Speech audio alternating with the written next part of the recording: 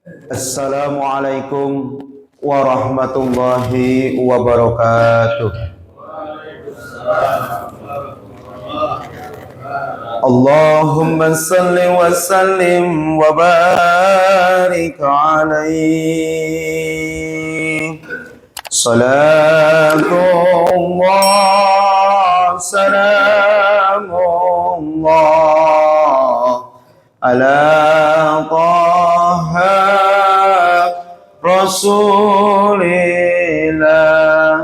Salatullah salamullah ala yazid habibillah. Sama-sama. Salatullah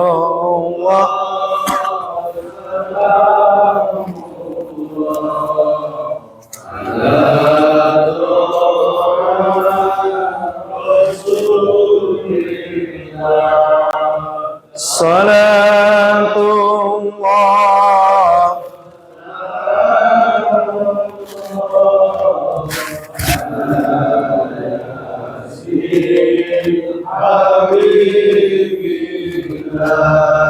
Tawassalna bismillah wa bil hadi Rasulillah wa kulli mujahidilillah bi alil badri ya Allah. Salatullah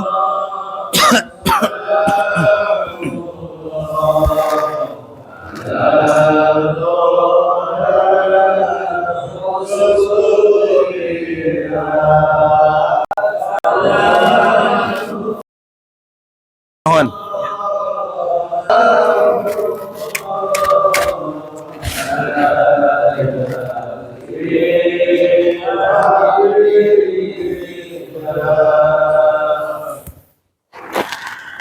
Bismillah, alhamdulillah, wassalatu wassalamu ala rasulillah Muhammad ibn Abdillah wa ala alihi wa ashabihi wa mawalah. Allahumma salli ala Sayyidina Muhammad wa ala ali Sayyidina Muhammad kama sallaita ala Sayyidina Ibrahim wa ala ali Sayyidina Ibrahim wa barik ala Sayyidina Muhammad wa ala ali Sayyidina Muhammad kama barakta ala Sayyidina Ibrahim wa ala ali Sayyidina Ibrahim fil alamin innaka Hamidum Majid. Allahumma yassir umurana wa hassil maqasidana wa hassil hajatina fid dini wad dunya wal akhirah. Allahumma inna nas'aluka ilman nafi'a wa amalan mutaqabbala wa rizqan qasira wa halalan tayyiba wa shifaan min kulli da'a. Asbahna wa asbahal mulku lillahi walhamdulillahi la syarikalah la ilaha illa huwa wa ilaihin nusyur. Amma ba'du. Hadirin jamaah pengajian Masjid Ar-Rahman yang berbahagia. Pertama dan yang utama, marilah kita bersama-sama memanjat hadirat Allah Subhanahu wa taala. Salawat dan salam semoga tercurah limpahkan kepada habibana wa nabiyyana Muhammad sallallahu alaihi wasallam, keluarganya, sahabatnya, dan semoga tercurah kepada kita selaku umatnya. Amin ya Allah ya Rabbal alamin. Para alim ulama, para asatid, wabil khusus para pengurus Dewan Kemakmuran Macan, para pengurus RT, pengurus RW, dan seluruh tokoh masyarakat, serta seluruh jamaah pengajian Masjid Ar-Rahman, yang tanpa mengurangi rasa hormat dan rasa ta'zim saya pribadi, mohon maaf yang sebesar-besarnya. Dalam kesempatan ini tidak bisa disebutkan satu persatunya. Hadirin jamaah rahimakumullah, pada saat ini menurut kalender hitungan Hijriah kita sudah masuk bulan Zulqa'dah. Bulan Zulqa'dah ini termasuk bulan-bulan yang disebut dengan bulan haji. Kenapa disebut dengan bulan haji? karena mulai dari akhir Syawal kemarin sampai nanti puncak haji dan selesainya sekitar pertengahan bulan Dzulhijjah. Ini merupakan bulan untuk pelaksanaan haji. Dan bulan Zulqa'dah juga termasuk bulan yang disebutkan di dalam Al-Quran, yakni bagian daripada arba'atun hurumnya, 4 bulan yang terjadinya peperangan. Jadi dari 12 bulan yang Allah tetapkan, ada 4 bulan yang diharamkan terjadinya peperangan. Pertama yakni bulan Dzulqa'dah, kedua bulan Dzulhijjah, ketiga bulan Muharram, dan yang keempat yakni bulan Rajab. Hadirin rahimakumullah, karena pada saat ini kita sudah berada di bulan Dzulqa'dah dan beberapa pekan lagi kita akan memasuki yang disebut dengan bulan Dzulhijjah. Dzu artinya memiliki, hijjah berarti bulan haji. Nah, di bulan haji nanti ya ada 2 amal ibadah yang secara khusus dilaksanakan di bulan Dzulhijjah, yakni puncak ibadah haji sebagai ibadah penyempurna dari rukun Islam dan juga ibadah kurban. Nah, baik ibadah haji ataupun ibadah kurban ini kaitannya sangat erat sekali dengan kisah daripada perjalanan Nabiullah Ibrahim alaihissalam. Sehingga pada kesempatan ini insya Allah kita akan bersama-sama mengkaji salah satu tema mengenai kisah perjalanan spiritual Nabi Ibrahim alaihissalam. Ketika kita mengkaji kisah Nabi Ibrahim alaihissalam, banyak sekali hal-hal yang sangat istimewa. Bahkan beberapa amal ibadah yang dulu dilakukan oleh Nabiullah Ibrahim menjadi bagian daripada ibadah kita umat Nabi Muhammad Sallallahu Alaihi Wasallam. Makanya kalau kita mengkaji ilmu fikih, terutama yakni usul fikih, ada salah satu bagian dari sumber hukum namanya asyar'u ma qablana. Karena kalau kita mengkaji usul fikih, sumber hukum yang utama yakni Al-Quran. Setelah Al-Quran yakni As-Sunnah. Kemudian ijma dan qiyas. Ini 4 dasar hukum yang utama. Nah, di samping daripada 4 dasar hukum itu, ada salah satu dasar hukum yang lainnya, di antaranya asyar'u ma qablana, yakni syariat-syariat terdahulu. Nah, syariat-syariat terdahulu ini mengambil daripada kisah Nabi Ibrahim alaihissalam. Apa aja? Pertama, ibadah haji. Itu rangkaian manasik haji merupakan bagian dari peristiwa yang terjadi pada Nabi Ibrahim alaihissalam dan juga keluarganya. Kedua, kurban. Kurban pertama kali yakni terjadi juga pada masa Nabi Ibrahim alaihissalam. Termasuk khitan bagi laki-laki itu terjadi pada masa Nabi Ibrahim alaihissalam. Yang dalam kisah bagus dikisahkan, Nabiullah Ibrahim alaihissalam menerima perintah khitan itu pada usia 80 tahun menurut kisah, ya. Jadi 80 tahun Nabiullah Ibrahim alaihissalam mendapatkan perintah dari Allah untuk berkhitan.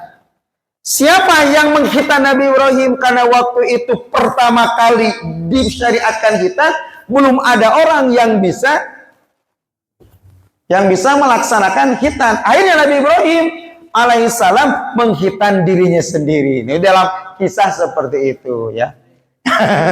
Begitu Pak Rudi, ya, mengkhitan dirinya sendiri, ya. Karena Nabi Ibrahim itu terkenal sebagai orang yang pandai daripada, kalau bahasa kita mah, suka membawa kayu bakar dari hutan, ya. Ketika sedang mengumpulkan kayu bakar di hutan, datang perintah tersebut, tanpa pikir panjang langsung aja mengkhitan sendiri. Seperti itu dalam kisahnya, ya. Dalam kisahnya seperti itu. Nah, termasuk Nabiullah Ibrahim alaihissalam ini termasuk nabi istimewa, sampai-sampai di saat kita sedang sholat, terutama yakni tahiyat akhir, ada dua nabi yang kita sampaikan sholawatnya. Pertama yakni kepada Nabi Muhammad, dan kedua kepada Nabi Ibrahim yang disebut dengan sholawat Ibrahimiyah. Luar biasa. Dan di Nabi Ibrahim alaihissalam pun memiliki garis keturunan yang nanti ke bawahnya, itu banyak sekali para nabi yang secara garis keturunan itu bersumber daripada Nabi Ibrahim. Yakni dari istri pertama Sarah nanti memiliki putra yang diberikan nama Ishak, dan yang kedua dari istri yang kedua yakni Hajar yang memiliki anak yang bernama Ismail. Termasuk nabi kita Nabi Muhammad SAW sejarah garis keturunan bersambung kepada Nabi Ibrahim, sehingga Nabi Ibrahim alaihissalam ini disebut juga dengan Abul Anbiya, yakni bapaknya para nabi. Luar biasa. Hadirin jamaah rahimakumullah, sangat banyak sekali Al-Quran menjelaskan kisah Nabiullah Ibrahim alaihissalam. Disebutkan, dicatat Nabiullah Ibrahim alaihissalam ini kurang lebih kisahnya disebutkan di dalam Al-Quran sebanyak 70 kali yang tersebar sebanyak pada 25 surat. Terutama yang paling panjang kisah Nabiullah Ibrahim alaihissalam ini dikisahkan dalam surah Al-Anbiya, kemudian dikisahkan dalam surah Ibrahim, dan juga dikisahkan pada surah As-Saffat. Makanya Allah pun mengabadikan nama Ibrahim ini menjadi salah satu nama surat di dalam Al-Quran, yakni surat Ibrahim. Hadirin rahimakumullah, pertama kali kita mengkaji daripada garis keturunan Nabiullah Ibrahim alaihissalam. Nabiullah Ibrahim alaihissalam memiliki seorang ayah namanya Azar, yang Nabiullah Ibrahim alaihissalam sekitar tahun 2000-an sebelum Masehi. Kan kalau hitungan Masehi itu dihitung pada saat Nabiullah Isa alaihissalam dilahirkan. Jadi yang sekarang dipakai tahun 2026 itu awal mulanya menghitung pada saat Nabi Isa alaihissalam dilahirkan. Kalau Hijriah dihitung pada saat peristiwa Rasulullah hijrah dari Makkah ke Madinah. Artinya Nabi Ibrahim alaihissalam ini 2000 tahun sebelum kelahiran Nabi Isa sudah dilahirkan. Nah, di dalam kisahnya Azar ini pertama kali memiliki 2 orang anak. Ya. Kemudian ketika kedua anak Azar ini sudah tumbuh dewasa, raja yang pada saat itu yang berada di daerah Babilonia, yang termasuk kerajaan Mesopotamia. Mesopotamia ini sekarang masuk pada wilayah Irak. Jadi peristiwa Nabiullah Ibrahim alaihissalam ini secara geografis terjadi di negara Irak untuk sekarang ini, ya. Si rajanya ini, si Raja Namrud yang terkenal dengan kezalimannya, yang terkenal dengan kebengisannya, yang terkenal suka menganiaya rakyatnya, dia suatu saat pernah bermimpi, ya. Yang di dalam mimpi itu dia mendapati bintang-bintang yang menurut ramalan para ahli nujum pada saat itu, bahwasanya kekuasaan Namrud yang begitu luar biasa, kerajaan Babilonia yang terkenal dengan benteng Babilonia yang sangat luar biasa, suatu saat nanti akan ada seseorang yang akan meruntuhkan kerajaannya dan menghancurkan berhala-berhalanya. Karena Namrud ini merasa ketakutan dengan tafsir daripada ahli nujum pada saat itu, maka dia mengeluarkan salah satu kebijakan, setiap ada ibu-ibu yang sedang mengandung, maka didata. Apabila bayinya perempuan, maka biarkan hidup, dan apabila bayinya laki-laki, maka harus dibunuh. Kisah ini hampir sama dengan peristiwa yang terjadi nanti di generasi berikutnya di saat kerajaan Firaun. Hampir sama di Mesir ya. Nah betul, karena raja ini sangat takut kekuasaannya ini diambil, kemudian setiap ada orang tua mengandung kemudian didata, dan ketika melahirkan dan kebetulan bayinya adalah laki-laki, maka pada saat itu tantihan langsung. Yang waktu itu memiliki profesi sebagai pembuat patung berhala dan juga merupakan bagian daripada orang terdekat kerajaan. Pada saat itu dia mendapatkan salah satu peristiwa atau salah satu perintah dari raja yang harus membunuh bayi-bayi yang baru dilahirkan apabila jenis kelaminnya laki-laki. Maka pada saat itu ketika mendengar istrinya dalam keadaan hamil, dia sangat ketakutan. Akhirnya dia meminta pendapat daripada kedua anaknya yang sudah mulai dewasa.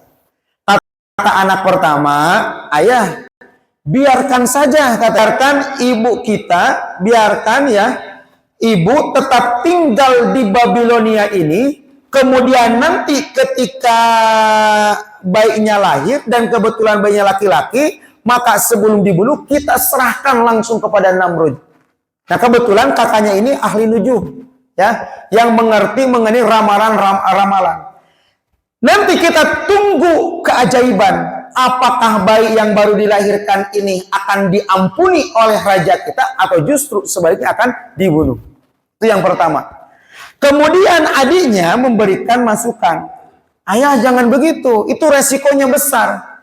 Kalau menurut saya, mending kita asingkan ibu ke tempat yang jauh dari Babilonia ini, yang jejaknya tidak akan terdeteksi bahwasanya ibu sedang mengandung.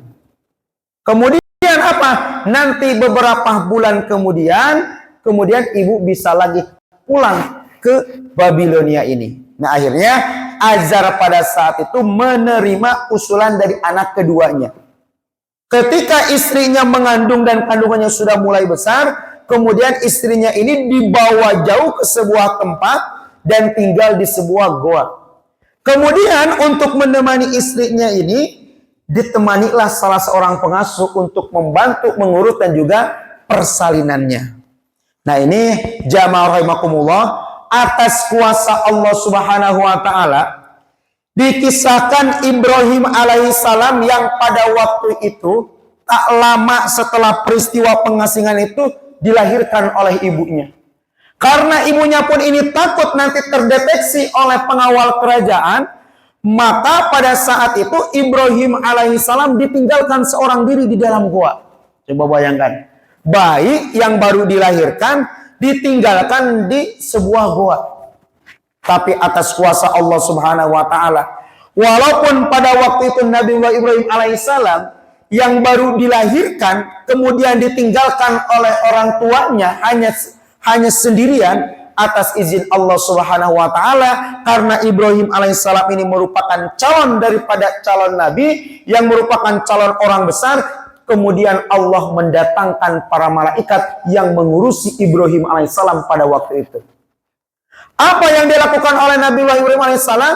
Nabiullah Ibrahim alaihissalam pada waktu itu yakni memasukkan telunjuknya ke mulutnya.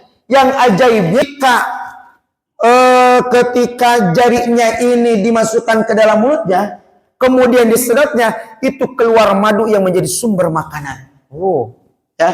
Kayaknya ini pun menjadi kebiasaan anak-anak ya. Biasanya kalau anak-anak kan suka masukin jarinya ke mulutnya. Nah, seperti itu. Nah, singkat cerita, berbulan-bulan Nabi Ibrahim alaihissalam ini ditinggalkan oleh kedua orang tuanya dan diasuh oleh malaikat. Kemudian ibunya ini penasaran, Ibrahim ini saat ini sudah meninggal atau bagaimana keadaannya? Kemudian singkat cerita, ibunya ini menjenguk Ibrahim alaihissalam. Alangkah terkejutnya ketika berbulan-bulan ditinggalkan oleh kedua orang tuanya. Ibrahim alaihissalam pada saat itu sudah mulai tumbuh dengan besar. Bahkan ajaibnya Nabiullah Ibrahim alaihissalam dalam kisah disebutkan dalam waktu kurun beberapa bulan sudah pandai berbicara. Kemudian ayahnya bertanya, Wahai Ibrahim, kan dikasih nama Ibrahim. Wahai Ibrahim, siapa yang memberimu makan? Ibrahim dengan lantang menjawab, yang memberiku makan adalah zat yang maha pemberi, yakni Allah. Lalu siapa yang menjagamu di saat engkau sakit?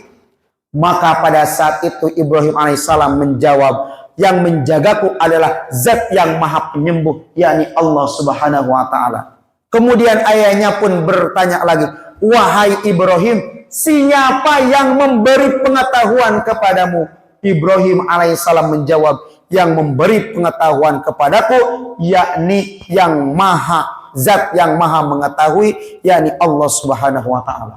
Oh, terkagum-kagum ayahnya dengan Ibrahim alaihissalam yang ditinggalkan berbulan-bulan, yang menurut yang menurut kalau hitungan kita seorang bayi ditinggalkan apalagi dalam waktu berbulan-bulan bakal meninggal secara hukum kebiasaannya. Tapi atas izin Allah subhanahu wa ta'ala, Ibrahim alaihissalam yang waktu itu masih dalam keadaan bayi ditinggalkan oleh kedua orang tuanya. Allah mengutus malaikat yang menjaganya. Nah, singkat cerita, ketika Nabi Ibrahim alaihissalam sudah mulai tumbuh kanak-kanak, dibawa pulang. Kemudian ayahnya ini karena memiliki profesi sebagai pembuat patung, ada patung yang terbuat dari kayu, ada patung yang terbuat dari batu dan lain sebagainya.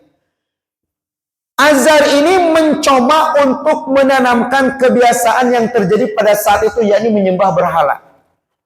Ya, tapi karena Ibrahim alaihissalam ini sudah dididik langsung oleh Allah dengan ajaran tauhid, ada sesuatu yang janggal dalam diri Ibrahim.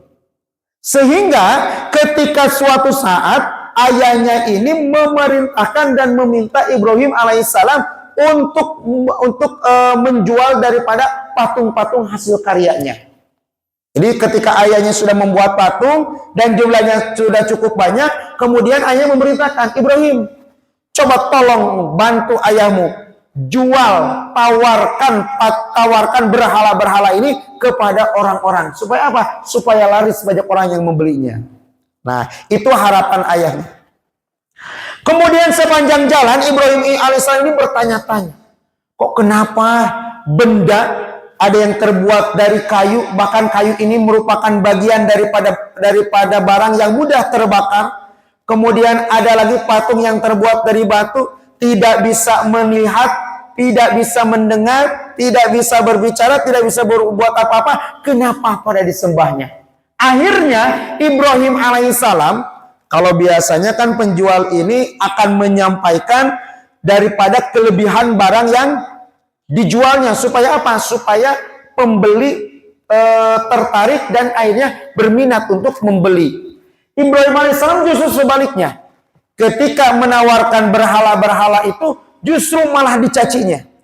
Wahai kaumku, ini barang, ini berhala tidak bisa melihat, tidak bisa mendengar, tidak bisa berbicara, tidak bisa berbuat apa-apa, tidak bisa mendatangkan manfaat, tidak bisa mendatangkan madarat. Siapa yang mau beli? Nah, akhirnya karena dicaci maki, kemudian disampaikan kelemahan-kelemahan daripada berhala itu, tidak ada yang membelinya. Akhirnya apa yang dilakukan oleh Ibrahim alaihissalam? Ketika melihat sungai dalam kisahnya, si berhala itu dibuang ke sungai. Ketika melintasi hutan, kemudian si berhala itu dibuang ke hutan. Sampai singkat cerita, semua berhala-berhala yang dibawa oleh Ibrahim alaihissalam pada waktu itu habis. Habis bagaimana? Terjual bukan, tapi habis, dibuang semuanya oleh Ibrahim alaihissalam. Kemudian kembali ke rumahnya, ditanya oleh ayahnya, bagaimana Ibrahim? Apakah berhala-berhalanya laku terjual? Ibrahim menjawab, oh ayah, berhala-berhalanya habis. Tapi habisnya bukan dibeli oleh orang-orang, tapi berhalanya ini semuanya kabur katanya. Kok bisa kabur? Iya.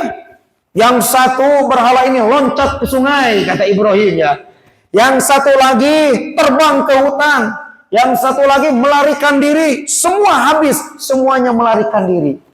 Maka pada waktu itu Azar bertanya kepada Ibrahim, Ibrahim, mana mungkin berhala-berhala itu tidak bisa melihat, berhala-berhala itu tidak bisa mendengar, berhala-berhala itu tidak bisa berbicara dan tidak bisa bergerak. Mana mungkin berhala-berhala itu lari meninggalkan kamu? Ibrahim kemudian menjawab lagi, ayah, kalau ayah tahu berhala-berhala itu tidak bisa melakukan apa-apa, kenapa ayah dan juga kaum ini masih tetap menyembah berhala? Oh. Kemudian kisah selanjutnya, hadirin rahimakumullah, singkat cerita, Nabiullah Ibrahim alaihissalam ini memiliki, karena langsung dibimbing oleh Allah Subhanahu wa taala, memiliki kepenasaran. Sebetulnya Tuhan yang hakiki itu yang mana? Saya yakin Tuhan yang hakiki ini bukan berhala yang disembah oleh kaum ini, bukan. Akhirnya Nabiullah Ibrahim alaihissalam ini suatu ketika mencari. Nah, inilah mulai masuk pada kisah perjalanan spiritual Nabiullah Ibrahim alaihissalam. Nabiullah Ibrahim alaihissalam mulai mencari mana Tuhan yang sebenarnya. Maka pada suatu malam Ibrahim alaihissalam melihat bintang yang begitu luar biasa indahnya. Kata Nabi Ibrahim, oh jangan-jangan Tuhan itu bintang. Kenapa? Karena begitu indah bintang ini. Kemudian singkat cerita Ibrahim alaihissalam ini tertidur. Malam berikutnya pas kebetulan malam bulan purnama, datanglah bulan dengan cahaya yang begitu sempurnanya. Kata Ibrahim alaihissalam, sepertinya bintang yang kemarin itu bukan Tuhan yang sebenarnya. Kenapa? Karena ternyata ada benda yang lebih besar daripada bintang, yakni bulan. Jangan-jangan inilah Tuhan yang sebenarnya. Kemudian Nabiullah Ibrahim alaihissalam tertidur. Kemudian datanglah pagi hari, Ibrahim kaget. Kok Tuhan yang berupa rembulan itu munculnya hanya di malam hari saja? Ketika siang hari, rembulan pun hilang. Kata Ibrahim, sepertinya ini bukan Tuhan yang sebenarnya. Kenapa? Karena tidak mungkin Tuhan meninggalkan hamba-hambanya. Kalau bahasa kita, tidak mungkin Tuhan adanya malam aja, ya. Kemudian pagi muncul. Muncul apa? Muncul matahari. Ketika matahari terbit, kemudian Ibrahim pun bergumam, oh jangan-jangan Tuhan itu bukan bintang, juga bukan bulan, tetapi ini Tuhan yang sebenarnya matahari. Kenapa? Karena cahayanya bisa mengalahkan cahaya bintang, bisa mengalahkan cahaya rembulan juga. Tapi ketika Ibrahim baru bergumam pada saat itu, ya, bahwasanya mengira-ngira Tuhannya adalah matahari, ternyata matahari pun di sore hari tenggelam juga. Matahari ternyata adanya hanya siang saja, sedangkan malam matahari tidak ada. Tidak mungkin Tuhan meninggalkan hambanya, hanya muncul di siang hari, sedangkan di malam harinya tidak ada. Maka pada saat itu, atas bimbingan dari Allah Subhanahu wa taala, Ibrahim alaihissalam meyakini Tuhan itu bukanlah berhala, Tuhan bukanlah bintang, Tuhan bukanlah rembulan, Tuhan bukan matahari, tetapi Tuhan adalah zat yang menciptakan bintang, yang menciptakan bulan, yang menciptakan matahari, yakni Allah Subhanahu wa ta'ala. Nah, perjalanan Nabiullah Ibrahim alaihissalam ini memberikan pelajaran kepada kita. Memberikan pelajaran bagaimana? Yakni memberikan pelajaran dalam hal kebaikan, dalam hal kebenaran, kita mesti mencarinya, jangan hanya menunggu saja. Jadi dalam kebenaran ini harus ada usaha kita mencarinya. Makanya kita sering mengenal ada yang namanya taufik dan hidayah. Apa persamaan dan perbedaan taufik dan hidayah? Hidayah itu petunjuk. Seperti kita. Petunjuk kehidupan ini sudah jelas ada di dalam Al-Quran. Petunjuk itu sudah jelas ada di dalam kitab-kitab hadis. Petunjuk ini sudah dituangkan oleh para ulama di dalam kitab-kitab turas karya para ulama. Pertanyaannya, kebenaran yang sudah disampaikan begitu rincinya, kita mau menyambutnya atau tidak? Kita mengetahui pahala qobliyah subuh itu begitu besar. Kita mengetahui orang yang berjamaah subuh kemudian tetap berdiam diri di masjid sampai nanti matahari terbit, pahalanya seperti orang yang haji dan umroh. Kemudian pahala taklim begitu luar biasa. Orang yang duduk di majelis ilmu 1 jam saatan di dalam kitab Tanqiul Qaul disebutkan, maka itu lebih baik daripada bersedekah 100 ekor kuda yang disedekahkan di jalan Allah Subhanahu wa taala. Nah, pahala sudah disampaikan sebagai apa? Sebagai penyemangat. Kemudian pertanyaannya, kita mau mengerjakannya atau tidak? Usaha yang kita lakukan untuk mencapai kemuliaan tadi, untuk mencapai keutamaan tadi, itulah yang disebut dengan taufik. Tuh, jadi Nabiullah Ibrahim alaihissalam aja mencari kebenaran dengan segitu luar biasanya, maka kita pun mengambil pelajaran dari kisah Nabiullah Ibrahim. Kita harus mau menggerakkan diri kita, yakni menjemput dan mencari kebenaran. Hadirin jamaah rahimakumullah, setelah keimanan Nabiullah Ibrahim alaihissalam yang langsung dibimbing oleh Allah Subhanahu wa taala kokoh di dalam dirinya, pada saat itu ada sebuah kebiasaan di daerah Babilonia ini, yakni melakukan pesta tahunan. Yang pesta tahunan itu dilakukannya bukan di daerah di Babilonia, tetapi sebuah acara besar, sebuah pesta besar yang mesti dilakukan di daerah di luar Babilonia.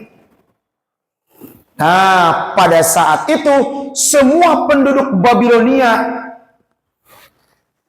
mendatangi acara tersebut. Ibrahim ditanya oleh ayahnya, "Wahai Ibrahim, apakah engkau pun akan mengikuti acara ini?" Kata Nabiullah Ibrahim, "Tidak ayah, saya akan tetap tinggal di sini." Kemudian berangkatlah kerajaan Raja Namrud, seluruh pengawal dan semua penduduk Babilonia pada saat itu untuk mengunjungi pesta yang di dalam pesta itu salah satunya yakni penyembahan besar terhadap berhala-berhala. Kemudian Nabiullah Ibrahim alaihissalam memanfaatkan waktu kekosongan tersebut, dia masuk ke sebuah tempat yang di tempat tersebut yakni tempat penyimpanan berhala-berhala. Mulai dari berhala yang besar sampai berhala yang kecil sampai berhala-berhala yang sangat besar. Di dalam kisah Nabiullah Ibrahim alaihissalam kemudian menghancurkan berhala-berhala itu. Ada berhala kecil, pukul pakai palu, hancur. Mulai ke berhala yang mulai besar dihancur-hancurkan sampai disisakan satu berhala, yakni berhala yang paling besar. Kemudian kapak yang dipakai Nabiullah Ibrahim alaihissalam itu digantungkan di leher berhala yang paling besar. Nah, singkat cerita, rombongan kerajaan kemudian selesailah acara tersebut dan pulang kembali. Alangkah kagetnya ketika orang-orang melihat berhala-berhala yang biasa disembahnya itu hancur berkeping-keping dan yang tersisa hanya berhala yang besar aja. Kemudian ditanya oleh kerajaan, "Ini siapa yang berani melakukan hal seperti ini?"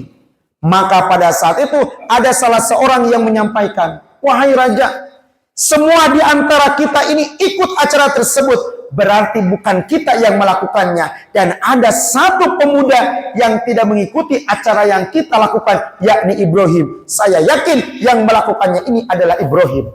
Kenapa? Karena sebelum hal ini, sebelum terjadi, Ibrahim ini suka mencaci maki berhala yang kita sembah, kata ahli saksi itu. Kemudian Ibrahim alaihissalam akhirnya dibawa ke kerajaan. Diinterogasi, ditanya, "Ibrahim, apakah kamu yang melakukan perbuatan ini?" Nabiullah Ibrahim alaihissalam dengan kecerdasannya kemudian menyampaikan pembelaannya. Nabi Ibrahim ini tidak berbohong. Tapi Nabi Ibrahim ini menyampaikan redaksi kata yang luar biasa. Kata Ibrahim alaihissalam ketika ditanya, Ibrahim, apakah kamu yang melakukan penghancuran berhala ini? Kata Ibrahim alaihissalam, itu patung yang paling besar. Sambil menunjuk patungnya. Jadi nanti kalau misalkan kita suatu saat dalam keadaan terdesak, dan kita pun ingin tetap berlaku jujur, maka gunakanlah redaksi kata yang bisa membela diri kita dan juga tidak ada unsur kedustaan atau kebohongan. Kan kata Nabi Ibrahim ketika ditanya, Ibrahim, apakah kamu yang menghancurkan patung ini? Ibrahim tidak berbohong, hanya menunjuk, itu patung yang paling besar. Dan betul, apa yang ditunjuk Ibrahim itu adalah patung yang paling besar. Kan nggak ada kebohongan kan? Itu patung yang paling besar. Kemudian kata raja, tidak mungkin patung ini yang tidak bisa bergerak, yang tidak bisa melihat, yang tidak bisa berbicara, dan tidak bisa mendengar, tidak bisa melakukan apapun, mana mungkin menghancurkan patung-patung yang lainnya. Nah Ibrahim, itu buktinya, kapaknya ada, dikalungkan di lehernya. Nah ketika terjadi argumentasi tersebut, karena raja tidak mau menerima apa yang disampaikan oleh Ibrahim alaihissalam, kemudian raja pada waktu itu memutuskan suatu hukuman kepada Nabiullah Ibrahim alaihissalam, yakni untuk membakar hidup-hidup Nabi Ibrahim alaihissalam. Kemudian raja memerintahkan pengawalnya untuk mengumpulkan kayu sebanyak-banyaknya. Dan kayu itu pada saat itu dibawa oleh keldai. Makanya di dalam sebuah surat apa tuh? Surat Luqman kalau nggak salah. Jadi hewan yang paling buruk suaranya apa? Yakni keledai. Pernah waktu itu main ke sebuah mini zoo ya. Ada satu keledai yang kebetulan pas saya lihat keledai, kemudian keledai itu bersuara dan ternyata betul sesuai dengan apa yang disampaikan oleh Al-Quran. Suara keledai itu paling tidak enak ya. Kan kalau suara ayam pelung tuh kayak di Cianjur kan enak banget didengarnya ya. Kemudian suara burung-burung itu enak ya. Nah keledai ini oleh Allah Subhanahu Wa Taala karena dulu dia berperan sebagai pembawa kayu bakar untuk membakar Nabi Ibrahim alaihissalam, maka oleh Allah diberikan suara yang paling buruk. Jadi seburuk-buruk suara adalah suara himar, suara keledai, suara paling buruk ya. Nah kemudian terkumpullah kayu-kayu bakar ini begitu banyak. Setelah kayu bakar ini terkumpul begitu banyak, kemudian dibakar dan terjadilah kobaran api yang sangat besar. Dan dikisahkan ketika Nabiullah Ibrahim alaihissalam mau dimasukkan ke dalam kobaran api, karena apinya yang begitu besar, pada saat itu tidak ada satu pengawal pun yang berani melemparkan Ibrahim alaihissalam langsung ke apinya. Lalu bagaimana caranya supaya pengawal ini selamat? Yakni dengan menggunakan sebuah ketapel yang sangat besar. Jadi dibuatlah ketapel yang sangat besar. Kalau biasanya kan kalau anak-anak ketapel itu pakai batu ya, pakai kelereng. Nah ini Nabiullah Ibrahim. Nabiullah Ibrahim alaihissalam dimasukkan ke ketapel tersebut, kemudian dilemparkan. Sebelum dilemparkan itu Allah mengutus malaikat. Malaikat kemudian menawarkan, Ibrahim, Allah mengutusku untuk menghadap kepadamu. Allah memberikan penawaran, seandainya engkau mau untuk selamat daripada penyiksaan pembakaran dirimu hidup-hidup ini, maka aku siap menolongmu. Nah, artinya malaikat ini siap kalau seandainya Ibrahim alaihissalam mau kabur, siap dibantu oleh malaikat. Tapi kata Ibrahim alaihissalam, tidak. Biarkanlah saya terbakar dan nanti Allah yang akan menyelamatkannya. Maka ketika Nabiullah Ibrahim alaihissalam sudah siap dilemparkan di ketapel raksasa itu, Nabiullah Ibrahim alaihissalam berucap memohon kepada Allah Subhanahu wa taala, hasbunallahu wa ni'mal wakil. Ni'mal maula wa ni'man nasir. Ketika Nabiullah Ibrahim alaihissalam berdoa kepada Allah dengan berdoa hasbunallahu wa ni'mal wakil, ni'mal maula wa ni'man nasir, kemudian Allah merubah daripada sifat api. Api yang awalnya panas, Awi yang awalnya membakar sifatnya itu, ketika Nabi Ibrahim alaihissalam kemudian masuk ke dalam api tersebut, Allah berfirman kepada api, "Qul ya naru barda wassalaman ala Ibrahim." Wahai api, dinginlah dan berilah keselamatan kepada Ibrahim alaihissalam. Ajaib, mukjizat yang Allah berikan kepada Ibrahim. Nabi Ibrahim alaihissalam pada saat itu tidak terbakar sedikit pun. Tapi justru dalam kisah disebutkan ketika api mulai padam, Ibrahim masih dalam keadaan utuh. Ibrahim bukan kepanasan, bahkan bukan terbakar, tapi Ibrahim berada dalam kobaran api itu justru malah kedinginan. Inilah salah satu daripada mukjizat yang Allah berikan kepada Nabi Ibrahim alaihissalam. Hadirin jamaah rahimakumullah. Kemudian singkat cerita, Ibrahim alaihissalam ini oleh Allah Subhanahu wa taala diuji. Diujinya apa? Yakni diuji lama tidak memiliki anak. Ya. Dari pernikahan dengan Sarah ini lama tidak memiliki anak. Kemudian Nabi Ibrahim alaihissalam ini mendapatkan hadiah dari Raja Mesir. Yakni seorang budak yang sangat cantik yang bernama yakni Hajar. Karena istrinya ini Sarah merasa bahwa dia sudah tua dan sudah tipis harapan memiliki anak, kemudian kemudian Sarah ini menganjurkan kepada Ibrahim untuk menikahi menikahi Hajar. Jadi kalau bahasa kita mah begini Pak Rudi, "Bang, saya kan ini udah lama kita menikah nih belum punya anak. Nah, barangkali abang mau punya anak lah, udah nggak apa-apa. Saya ridho, saya ikhlas, nggak apa-apa. Nikahilah budak dari pembelian Raja Mesir ini, yakni Hajar." Betul. Ketika Ibrahim alaihissalam menikah dengan Hajar, tak lama kemudian Hajar ini mengandung. Dan ternyata pada waktu itu di dalam kisah dipisahkan antara Hajar dan Sarah ini. Hajar dibawa ke Makkah, kemudian Sarah masih berada tetap di Mesir. Jadi yang tadinya awalnya di Irak, kemudian Ibrahim ini hijrah ke Mesir salah satunya. Nanti dari Mesir ke daerah Syam, dari Syam kemudian ke Makkah. Bayangkan ya, Makkah pada saat itu masih berupa padang pasir. Jangankan bangunan, air pun pada waktu itu tidak ada. Nah, atas kuasa Allah Subhanahu wa taala, ketika Nabiullah Ibrahim alaihissalam dan istrinya Hajar berada di Makkah, kemudian Nabiullah Ibrahim alaihissalam ini mendapatkan perintah dari Allah untuk kembali ke Mesir. Kemudian ditinggalkanlah Hajar dan Ismail ini.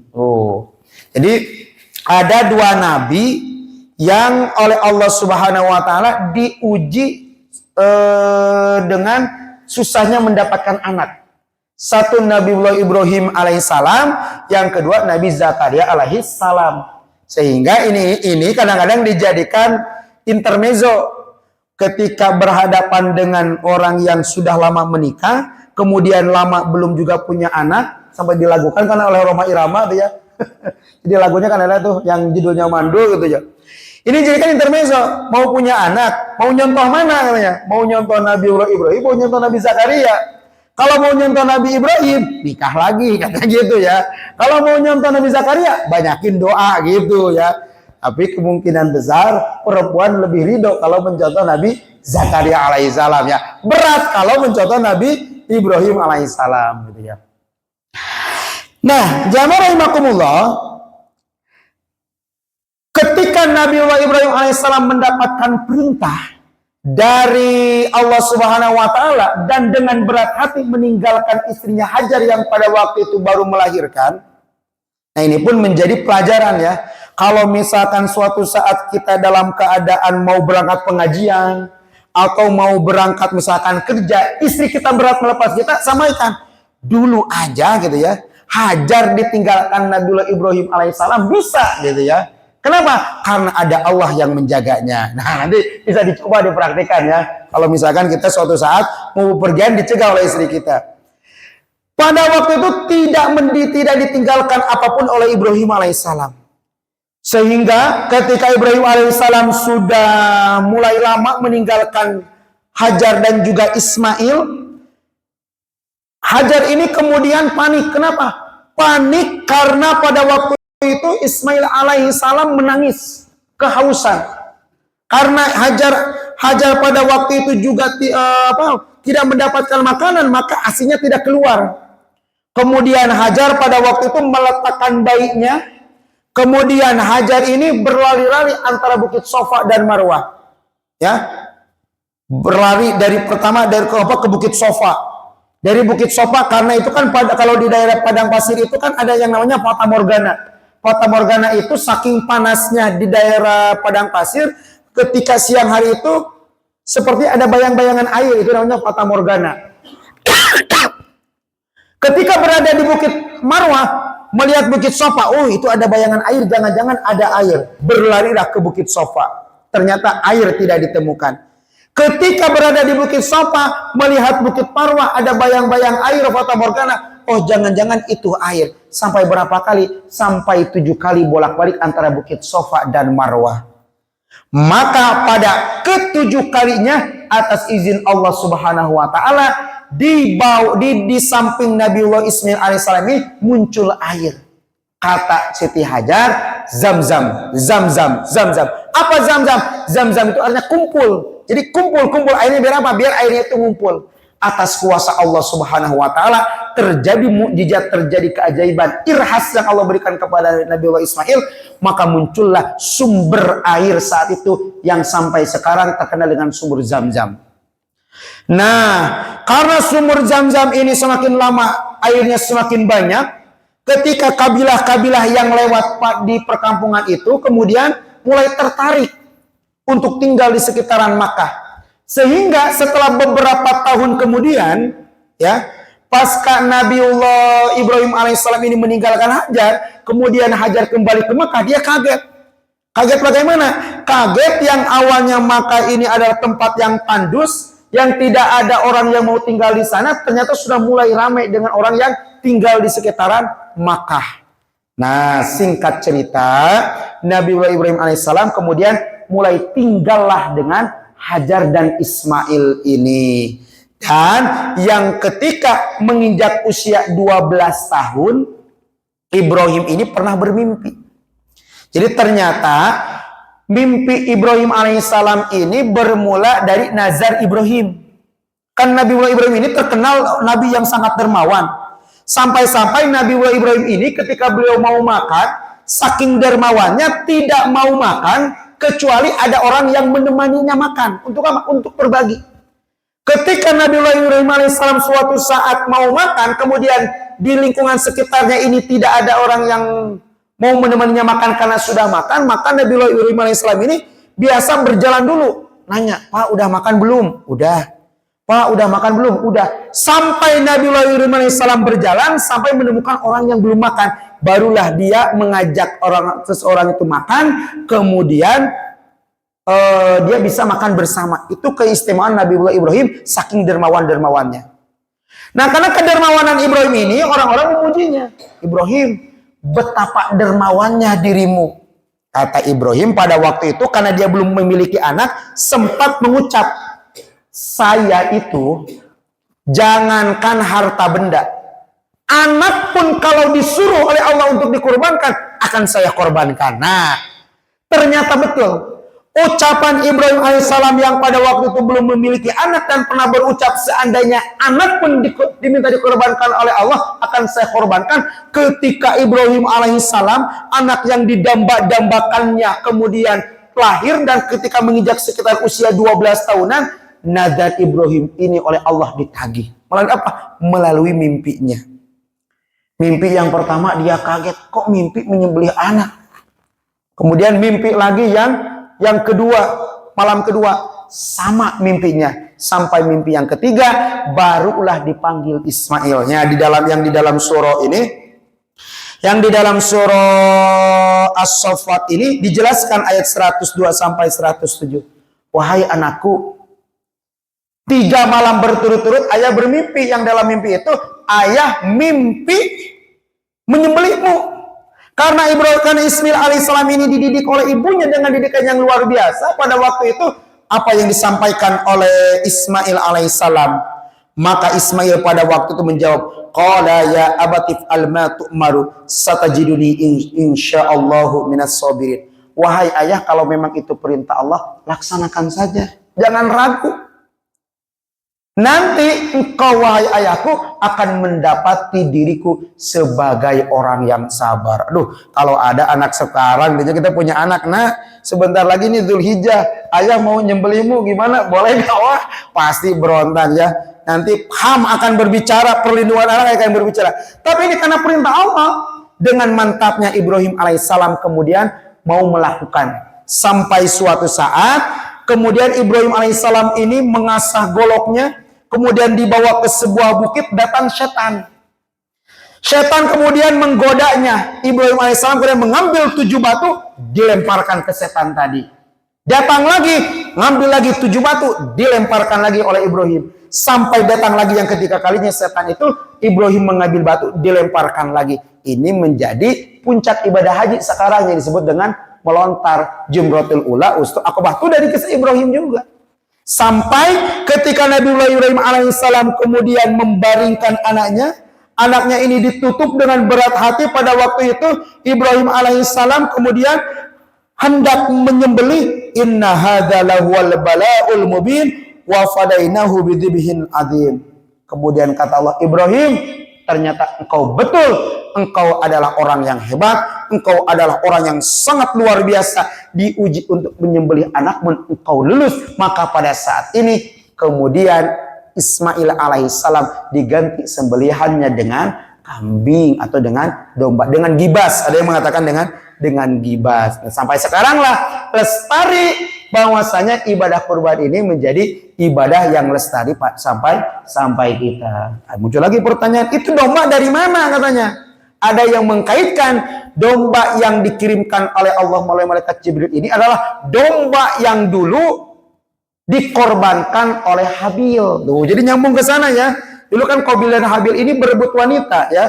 Qabil karena dia profesi sebagai petani mengorbankan buah-buahan yang sudah busuk. Habil yang profesinya sebagai peternak mengorbankan ternak yang terbaiknya, dan yang ternyata yang diterima ternaknya, yang diterima korbannya itu yakni ternak Habil. Nah, si domba itu kemudian oleh Allah dijaga, dipanjangkan umurnya sampai dikeluarkan kembali, diturunkan pada masa Ibrahim alaihissalam.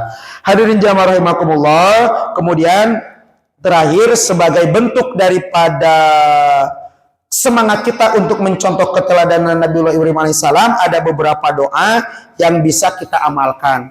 Doa yang pertama, doa supaya minta anak solih. Ya, bagaimana doanya? Robbi habli minas solihin. Kalau kita ingin punya anak solih, amalkan doa ini. Kemudian yang kedua, ada doa supaya kita ini menjadi ahli sholat, termasuk keluarga kita. Rabbij'alni muqimas sholati wa min dzurriyyati Rabbana wa taqabbal doa. Hadirin jamaah rahimakumullah, itulah yang dapat disampaikan. Mudah-mudahan dengan kita mengkaji kisah Nabiullah Ibrahim alaihissalam, kita bisa meneladani daripada kehebatan perjuangan Nabiullah Ibrahim alaihissalam, dan mudah-mudahan kita termasuk hamba-hamba Allah yang mendapatkan keberkahan seperti yang Allah berikan keberkahan kepada keluarga Nabi Ibrahim alaihissalam. Wallahu a'lam bishawab, wallahul muwaffiq ila aqwamit thoriq. Assalamualaikum warahmatullahi wabarakatuh.